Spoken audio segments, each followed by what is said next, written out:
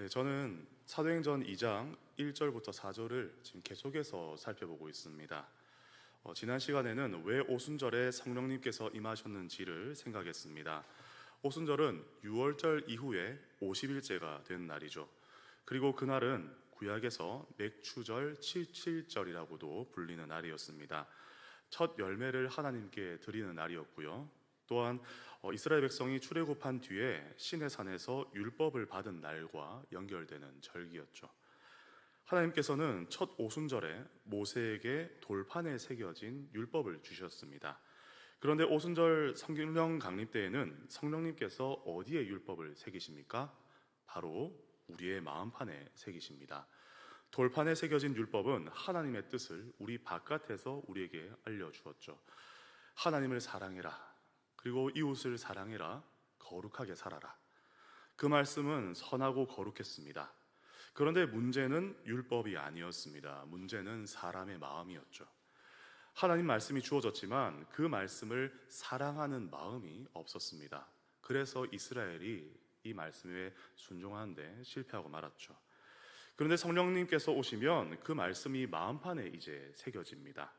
그러면 하나님의 뜻이 더 이상 나를 억누르는 의무가 아니게 되죠.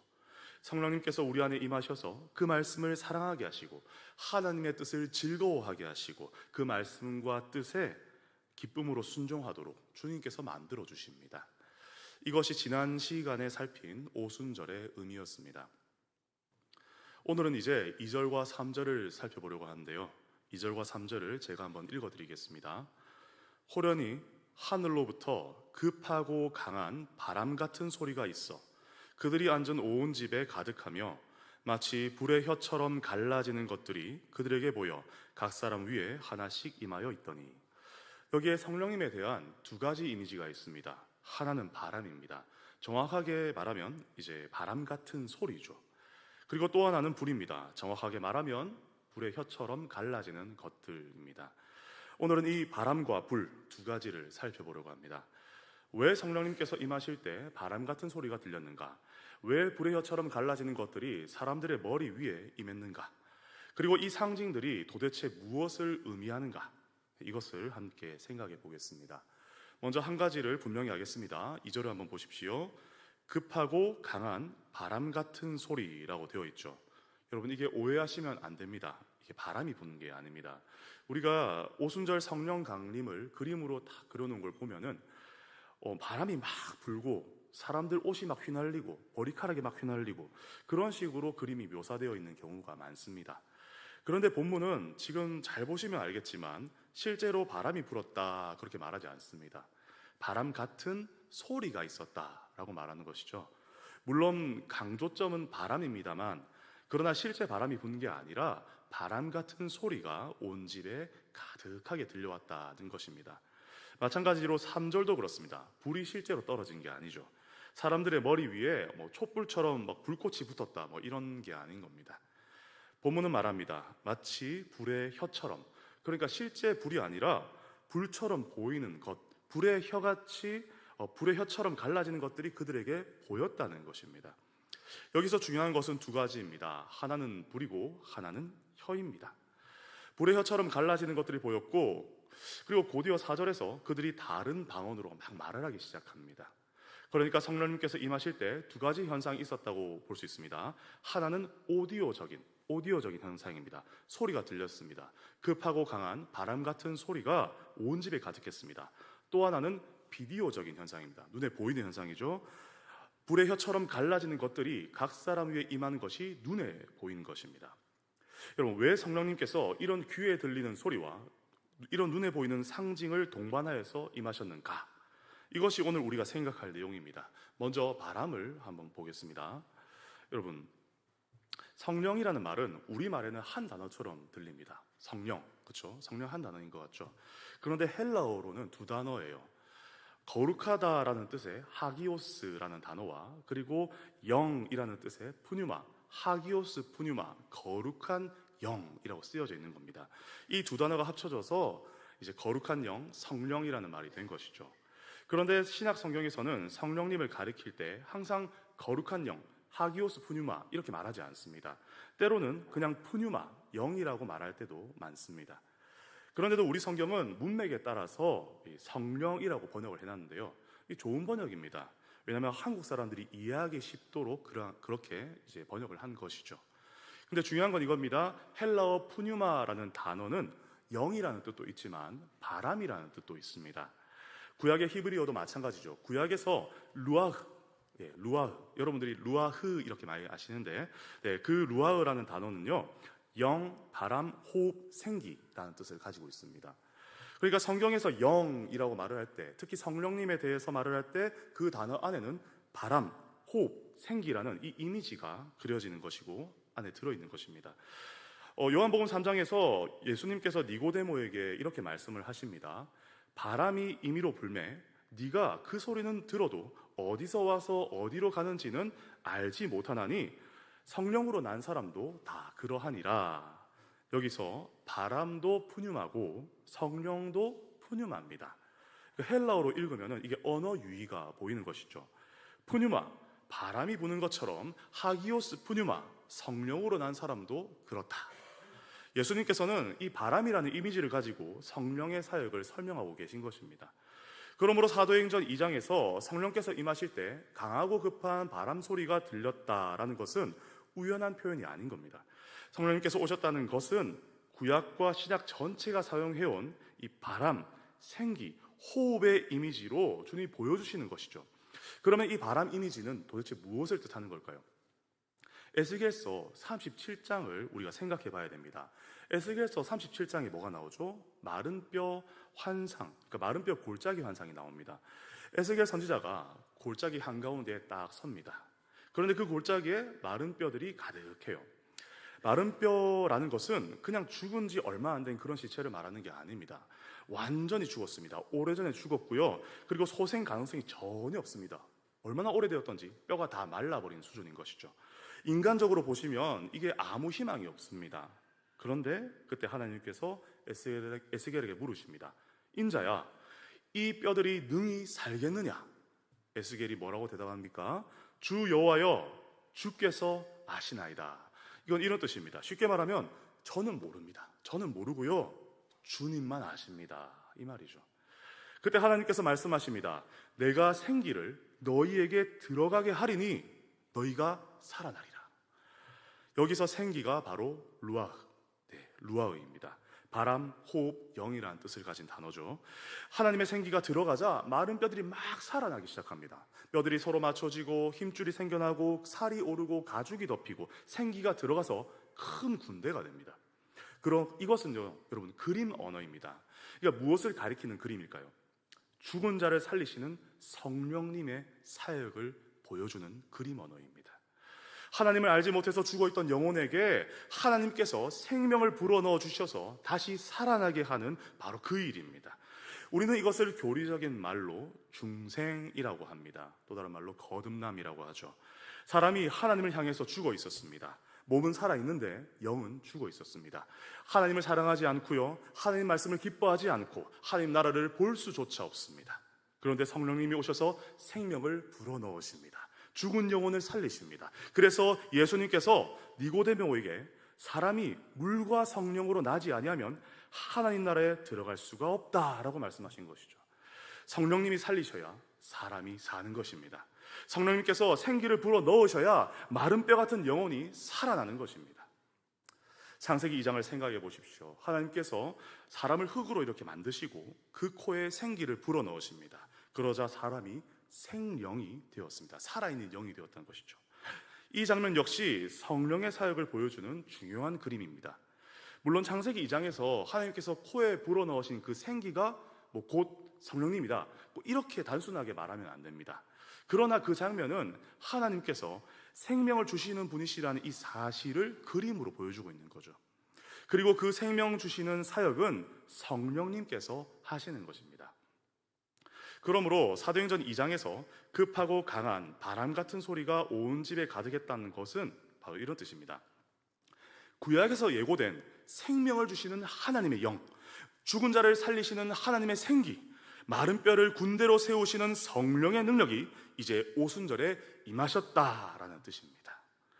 그럼 성령님께서 오셔서 앞으로 무엇을 하실 것인가? 죽은 영혼을 살리실 것입니다. 사람들에게 새 생명을 주실 것입니다. 예수 그리스도와 연합하게 하셔서 새 생명 가운데에 행하게 하실 것입니다. 로마서 6장 4절이 말하는 것처럼 그리스도께서 죽은 자 가운데서 살아나신 것 같이 우리도 새 생명 가운데서 행하게 하실 것입니다. 그러므로 바람 같은 소리는 단순한 분위기 연출이 아니에요. 막 무서운 소리가 막 나가지고 사람들 놀라게 하려는 그런 소리가 아닙니다. 그 소리는 성령께서 생명을 주러 오셨다는 표지입니다.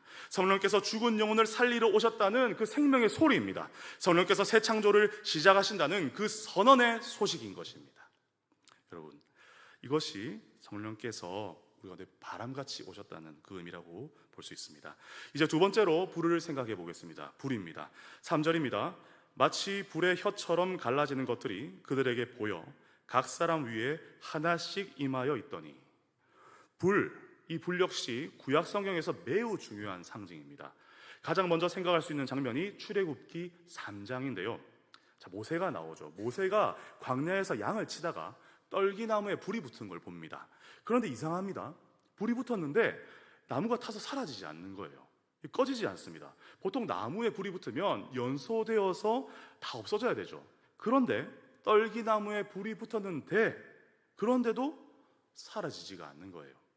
모세가 이게 이상하게 여겨서 가까이 갑니다. 그렇게 가까이 가자 하나님께서 그 가운데 말씀하십니다. 모세야, 모세야. 그리고 말씀하십니다. 이리로 가까이 오지 말아라. 네가 선 곳은 거룩한 땅이니 내 발에서 신을 벗으라. 여기서 불은 하나님의 임재를 상징합니다. 하나님께서 거룩하게 임재하시는 곳에 불이 나타납니다. 그리고 또 이스라엘이 광야를 지날 때 하나님께서는 구름 기둥과 무엇으로 인도하시죠? 불 기둥으로 사람들을 인도하십니다. 낮에는 구름 기둥, 밤에는 불 기둥이었죠. 이것도 하나님의 임재를 보여주는 상징입니다.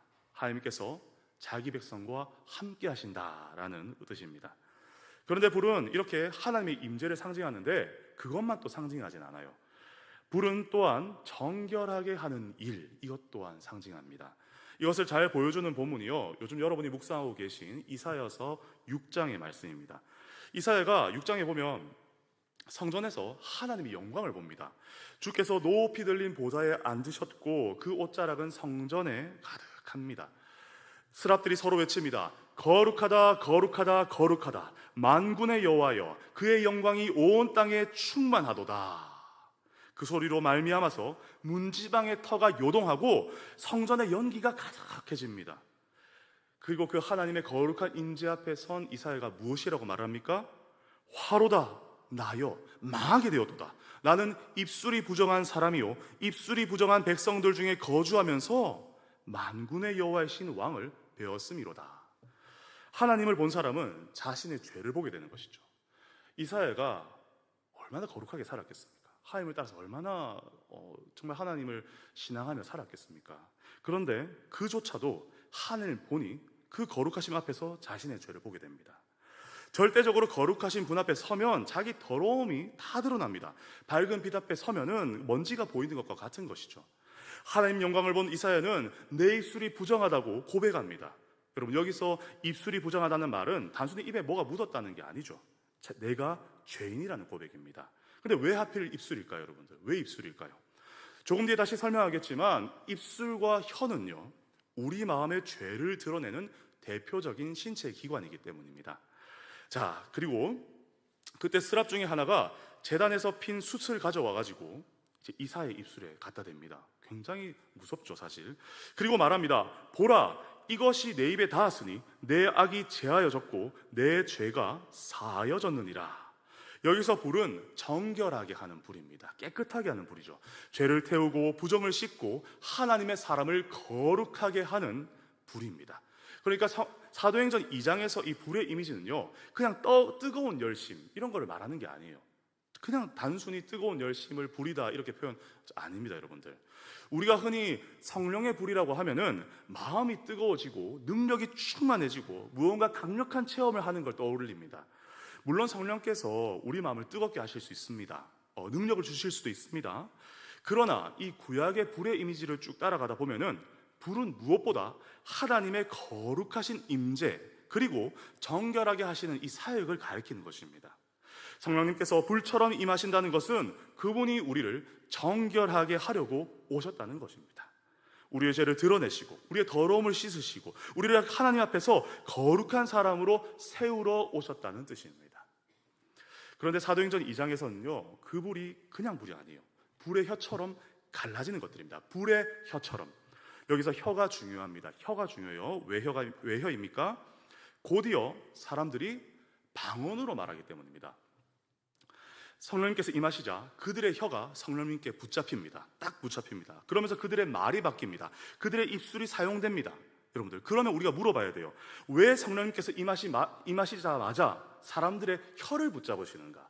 다른 그 어떤 신체 기관이 아니라 이 혀를 붙잡으시는가? 여러분, 이 문제를 이해하려면 성경이 혀와 입술에 대해서 무엇을 말하는지를 좀 봐야 됩니다. 성경에서 혀는요, 죄를 드러내는 대표적인 신체 기관입니다. 시편 5편이 말합니다. 그들의 입에는 신실함이 없고 그들의 심중이 심히 악하며 그들의 목구멍은 열린 무덤 같고 그들의 혀로는 아첨하느니라. 시편 10편도 말합니다. 그의 입에는 저주와 거짓과 포악이 충만하며 그의 혀 밑에는 잔해와 죄악이 있나이다. 잠언도 말합니다. 마음이 굽은 자는 복을 얻지 못하고 혀가 패역한 자는 재앙에 빠지느니라. 여러분, 여기서 중요한 게요, 이 모든 구절들이 마음과 혀가 연결되어 있다는 것입니다. 마음이 굽은 자, 혀가 패역한 자, 이런 식으로 히브리시는요, 이런 식으로 같은 뜻을 반복해서 설명을 합니다. 다시 말해서 혀의 문제가 단순한 말버릇의 문제가 아니라는 겁니다. 혀는 마음을 드러냅니다. 예수님도 말씀하셨죠. 마음에 가득한 것을 입으로 말함이라. 그렇습니다. 우리가 무슨 말을 하는지가 우리 마음이 어떤지를 드러내는 거예요. 입술이 마음의 창인 것이죠. 입술로 속사람의 상태를 밖으로 드러내는 것입니다. 여러분, 원래 하나님께 주신 혀와 입술은 용도가 뭡니까? 하나님을 찬양하고 이웃을 세우고 진리를 말하고 사랑을 전하는데 사용되어지게끔 만들어져 있습니다. 그런데 인간이 죄를 범한 후에 입술은 하나님을 반역하는 가장 강력한 도구 중에 하나가 된 것입니다. 말로 사람을 죽이고, 말로 거짓을 퍼뜨리고, 말로 자기를 자랑하고, 말로 남을 무너뜨립니다. 여러분, 우리는 말을 많이 할수록 자주 죄를 짓습니다. 험담, 거짓말, 과장, 자기자랑, 비난, 냉소, 무익한 말들. 여러분, 대화가 길어질수록 그 안에 죄가 흘러나오는 경우가 너무 많습니다. 네, 누구보다 제가 그렇습니다. 요즘은 이 말로 짓는 죄가 더 확장되었습니다. 말로 하지 못하는 죄를요, 키보드로 더 쉽게 짓습니다. 인터넷 공간에서는 인간 안에 뭐가 있는지가 더 적나라하게 드러나요. 그렇지 않습니까? 익명성이 주어지니까 입술이 더 담대해지는 거예요. 대담하게 죄를 짓는 겁니다. 그러므로 성경이 혀를 말할 때 단순히 말 조심해라 정도를 말하는 게 아닙니다. 물론 말 조심해야 됩니다만, 그러나 그보다 더 깊은 문제를 말하고 있습니다. 혀를 보아라. 너의 말이 무엇을 드러내는지를 보라. 너의 마음이 얼마나 부패했는지를 봐라. 내 안에 있는 그 죄가 어떻게 입술로 흘러나오는지를 너희가 보아라. 이것이 성경이 우리 혀를 통해서 우리에게 보여주는 것입니다. 야고보서 3장은 이 문제를 아주 강하게 말합니다. 우리가 다 실수가 많으니 만일 말에 실수가 없는 자라면 곧 온전한 사람이라 능히 온몸도 굴레 씌우리라. 말에 실수가 없는 사람은요, 온전한 사람이래요. 네. 왜냐하면 혀를 다스릴 수 있다면 온몸도 다스릴 수 있기 때문입니다. 그만큼 제어가 어렵고 가장 대표적으로 제어해야 될 것이라는 것이죠.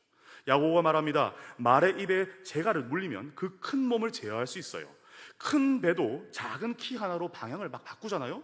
마찬가지로 혀도 작은 지체이지만 온몸을 움직입니다. 그러면서 야고보가 말합니다. 혀는 곧 불이요 불의의 세계라. 혀는 작지만 큰 불을 냅니다. 큰 불을 내요. 작은 불이 많은 나무를 태우듯이 작은 혀가 인생 전체를 불태울 수 있습니다. 여러분, 이 말씀을 붙들고 이제 다시 사도행전 2장으로 돌아가 봅시다. 성령님께서 임하십니다. 그런데 무엇처럼 임하십니까? 불의 혀처럼 임하신다고요. 그리고 곧이어서 무엇을 잡으십니까? 사람들의 혀를 붙잡으십니다. 그들이 성령이 말하게 하심을 따라서 다른 방언으로 말하기를 막 시작합니다. 여러분, 여기서 우리는 방언 자체에만 집중하면 안 됩니다. 방언 참 신기하고 막 놀랍고 신비롭죠. 그렇지만 그 방언이 아니라, 물론 방언 이야기도 중요합니다만, 그러나 누가가 여기서 보여주는 더 깊은 의미는 성령님이 오셔서 사람의 혀를 붙잡으신다는 사실입니다. 왜 혀입니까? 혀는 마음을 드러내기 때문이죠. 혀는 전인, 사람의 모든 것을 대표하기 때문입니다. 혀는 배의 키와 같습니다. 작지만 방향을 결정합니다. 하나님께서 이 혀를 붙잡으신다는 것은 단지 우리의 언어 생활 조금 고치겠다고 그렇게 하시는 게 아니에요. 물론 우리의 말도 바꾸십니다. 그러나 그것보다도 더 깊은 의미가 있습니다. 성령님께서 우리의 혀를 붙잡으신다는 것은 우리의 전인을 다 붙잡으신다는 것입니다. 우리의 마음을 다스리시고, 우리의 생각을 다스리시고, 우리의 욕망을 다스리시고, 우리의 말과 행동과 삶 전체를 그리스도의 통치 아래 두시겠다는 주님의 뜻입니다. 그러므로 오순절에 성령님께서 불의 혀처럼 임하신 것은 이 선언입니다. 내가 이제 이 사람들 다스리겠다. 내가 이 사람들의 속사람을 정결하고 거룩하고 깨끗하게 하겠다. 내가 이 사람들의 마음을 새롭게 하고 이들의 혀를 붙잡아서 이제 하나님을 기쁘게 찬양하고 복음을 증언하는 영광스러운 도구로 삼아가겠다. 이것이 성령님의 사역입니다. 실제로 사도행전 보십시오. 성령님께서 임하시기 전에 베드로가 어떤 사람입니까, 여러분들? 한 여종이 와서 말합니다. 너도 그 사람들이랑 있었지. 너도 그 사람들이랑 있었잖아. 그 질문 하나에 베드로가 벌벌 떨면서 두려워합니다. 저주하고 맹세하면서 예수님 모른다고 막 부인을 합니다. 그의 혀는 이때 두려움에 사로잡혀 있어서 예수님을 부인하는 도구가 되었습니다. 죄의 도구가 되었죠. 그런데 성령님께서 임하시자마자 어떻게 됩니까? 그 베드로가 수많은 사람들 앞에 서서 담대하게 말합니다. 너희가 십자가에 못 박은 이 예수를 하나님이 주와 그리스도가 되게 하셨느니라. 이전에는 한 여종 앞에서도 무너졌던 이 사람이 이제는 예루살렘 한복판에서 예수는 그리스도다라고 외치고 있습니다. 이것이 성령께서 혀를 붙잡으신 결과입니다. 사도행전 4장에서 종교 지도자들은 사도들에게 명령합니다. 도무지 예수의 이름으로 말하지도 말고 가르치지도 말아라. 그러자 사도들이 말합니다. 우리는 보고 들은 것을 말하지 아니할 수가 없다. 그리고 교회는 함께 기도합니다. 주여, 이제도 그들의 위협함을 굽어보시고 또 종들로 하여금, 우리들로 하여금 담대히 하나님의 말씀을 말하게 하여 주시옵소서. 사도행전은 성령께서 혀를 붙잡으신 그 사람들이 어떻게 세상 가운데 예수 그리스도를 증언하는지를 보여주는 책입니다. 이전에는 자기 보호를 위해서, 나를 보호하고 나를 지키기 위해서, 자기 보신을 위해서 말하던 그 사람들이 이제는 그리스도를 증언하기 위해서 말합니다. 이전에는 두려움 때문에 거짓말을 하던 사람들이 이제는 핍박 앞에서도 진리를 말합니다. 이전에는 자기 유익을 위해서 이 혀를 사용하던 이 사람들이 이제는 하나님의 큰 일을 선포하고 외치기 시작합니다. 여러분, 이것이 성령 충만입니다. 성령 충만은요, 단순히 내가 뜨거운 감정을 느끼는 것만이 아닙니다. 성령 충만은 단순히 어떤 은사를 체험하는 것만이 아닙니다. 성령 충만은 거룩하신 성령님께서 내 속사람을 완전히 장악하시는 것입니다. 내 마음을 붙잡으시고, 내 생각을 붙잡으시고, 내 욕망을 붙잡으시고, 내 혀를 붙잡으시고, 내 삶의 방향을 붙잡아서 돌리시는 것입니다. 그래서 우리가 성령님 나를 충만하게 하옵소서라고 기도할 때 그 말을 이렇게 바꿔야 됩니다. 성령님 나를 지배해 주십시오. 성령님 나를 다스려 주십시오. 성령님 내 안에 있는 이 부정한 것들을 정결하게 하시고 내 혀와 내 마음과 내 삶을 주님의 뜻 아래에 두십시오. 우리는 성령님을 내가 필요한 능력을 얻기 위해서 부르는 그런 분으로 생각하면 안 됩니다. 성령님은 내가 원하는 일을 조금 더 잘하게 해주시는 그런 도구가 아니세요. 성령님은 우리의 전인, 우리의 모든 것을 장악하려고, 완전히 지배하려고 오신 분이십니다. 우리를 거룩하게 하시려고, 우리를 새롭게 하시려고, 우리를 예수 그리스도의 증인으로 선언하도록 세우러 오신 분이십니다. 그래서 성령님께서 임하시면요, 사람이 바뀝니다. 죽은 영혼이 살아납니다. 부정한 입술이 정결해집니다. 두려워하던 혀가 복음을 증언하는 혀가 되고요, 자기를 자랑하던 그 입술이 하나님의 큰 일들을 노래하게 됩니다. 남을 무너뜨리던 말이 이제는 사람을 살리는 말로 변화됩니다. 그리고 그 변화는 단지 말의 변화가 아니라 진정으로 이 속사람의 변화인 것입니다. 마음이 바뀌기 때문에 말이 바뀌는 겁니다. 성령께서 마음을 다스리시기 때문에 혀가 다스려지고 새로워지는 것입니다. 그러므로 오늘 본문에서 바람과 불의 혀는 우리에게 아주 분명한 메시지를 줍니다. 성령님은 생명을 주러 오셨습니다. 마른 뼈 같은 우리의 영혼을 살리러 오셨습니다. 그리고 성령님은 정결하게 하려 오셨습니다. 입술이 부정한 죄인을 깨끗하게 하시고 그 혀를 붙잡아 하나님의 큰 일을 노래하고 외치게 하려고 오셨습니다. 사랑하는 성도 여러분, 우리는 이 성령님을 구해야 할 줄 믿습니다. 성령의 충만함을 구해야 합니다. 그러나 막연히 뜨겁게 해주세요라고만 구하지 마십시오. 막연히 능력을 주세요라고 구하지 마십시오. 성령님께서 내 속사람을 정결하게 해달라고 구하십시오. 내 마음을 다스려 달라고 말하십시오. 내 혀를 붙잡아 달라고 말하십시오. 내가 더 이상 죄의 말, 두려움의 말, 자기 보호의 말, 남을 무너뜨리는 말을 하지 않게 하시고 하나님의 큰 일을 노래하고 예수 그리스도를 증언하며 사람을 살리는 말을 하게 해달라고 그렇게 구하십시오. 성령님께서 우리 공동체 가운데 충만하시면 우리 교회도 달라질 것입니다. 우리의 예배가 달라질 것이고요, 우리 말이 달라질 것이고요, 우리의 관계가 달라지고 우리의 증언도 달라질 것입니다. 성령께서 우리 안에 생명을 주시고 우리를 정결하게 하시며 우리의 전인을 완전히 다 다스려 주셔서 우리가 예수 그리스도의 증인으로 살게 될 줄 믿습니다. 이 놀라운 역사가 여러분의 삶 가운데 충만하시기를 예수 그리스도의 이름으로 축원합니다.